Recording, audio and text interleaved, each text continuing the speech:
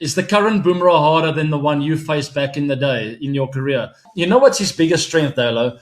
He plays what's in front of him, nailing his Yorkers when he felt like now it's time for Yorkers, going hard length when he felt like it was time for hard length delivery, and ultimately that is what I found hardest against him. And if you talk about Bumrah early in his career and back end of his career, it's got nothing to do with his skill. It's all about Bumrah actually believing in himself and backing his ability to execute what he needs to when it matters most. And that's what makes him the best in the world. But Bumrah goes, and you're so right, he's bowling in those death overs, but he's not bowling what the prep work was. Like you say, he's not bowling what we talked about 2 or 3 days ago. He's looking at the current situation right now, what surfaces it is, who am I bowling to, particular batter, game situation, and he performs. He executes so well that it feels like he's bluffing the batters.